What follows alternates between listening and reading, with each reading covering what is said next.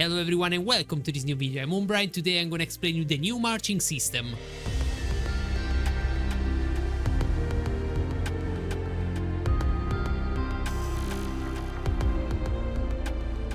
In this video I'm gonna try to cover all the points you need for start playing this new marching system. I'm gonna cover the new marching order, I'm gonna cover how to build a road and why is that important. I'm gonna explain you how your army moves on the map and everything you need to know about what is changed on the map. Proceeding step by step, the first thing I wanna talking about is the physics of the terrain. In the new marching system, the unit don't gonna pass through the obstacle like mountain, river, just like in the past in a straight line. But now gonna turn all around the mountain. As you can see here, for example, my Yuktak have to turn all across the mountain for reach the tile I want. That of course gonna increase a lot the time to travel from a point to another, because now you have to respect the terrain, and that's gonna also block mechanics like in the past, for example, where you can build fort right here, be safe from the enemy on this side, and just send your army through the river. Now an army here have to turn all around this mountain, make all this road,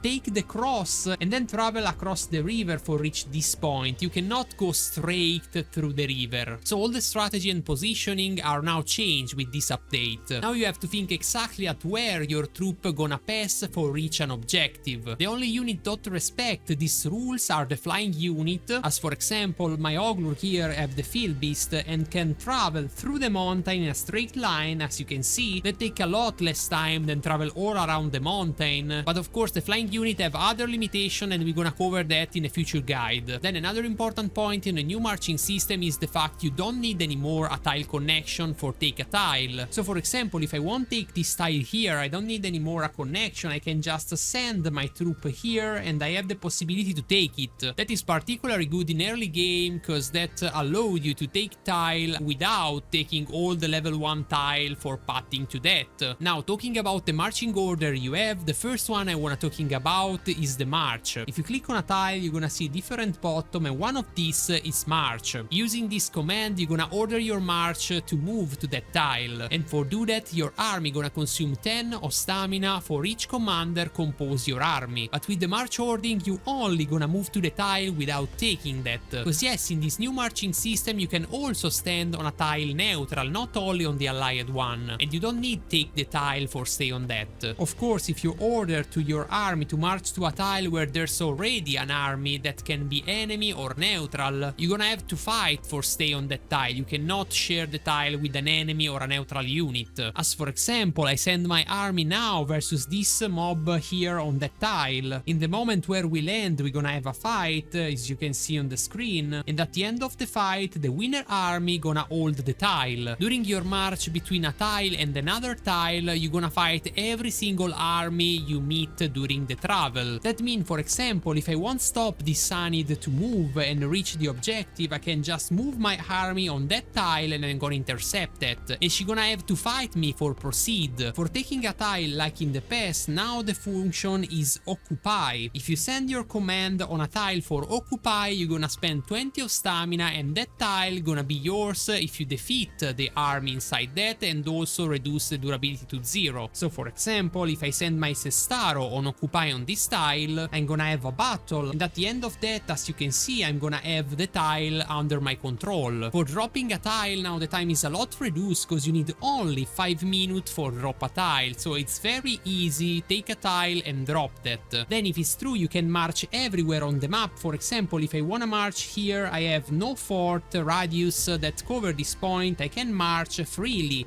I have no limitation. But if I want to occupy, I have still the limitation of the fort radius. So it's possible move and fight outside your fort range, but it's not possible occupy any tile. The only occupation you can make without the fort range is when you attack a keep or a pass or a cross. In fact, you are able to use the occupy function on a keep, for example, even if you're outside the fort range, you will be able to reduce the durability, you will be able to kill the defenders. The only things you need is at least one effort of one of your allied have the connection with the keep, the crossing or the pass. Of course, this new marching system that follow the limitation of the terrain create a lot of natural choke point, as for example this tunnel right here. For example, let's say I want to reach this tile, I play march here, and as you can see I cannot. The game show me blocked land because I cannot pass through a pass is not mine, and so the way it's closed. That is very strong at strategical level because you can defend your ground just holding one pass. As I mentioned, the only unit can pass through first and take the pass are the flying unit, and you can see here there's a lot of flying unit already take tile, because that is the only way for pass through this pass without having it. As you can see, the map is a lot changed than in the old version of the game. They add a lot of pass between the region for slow down the advancement, and some of that, in particular the middle one for reach the central Anduin Vale, are very tall, so now you have to have a really strong warband for reach the center of the map in the early game. Then of course another important point talking about are the road. All around the map you're gonna find a road that connect keep to cross to pass to important strategic point, and sometimes to structure calls post house. The principal function of a road is let your army move faster. If you move on a road and not in a random terrain, you're gonna have 33% more movement speed. Just for give you a quick example, here I have my Skullhelm. If I want to move that outside the road with march,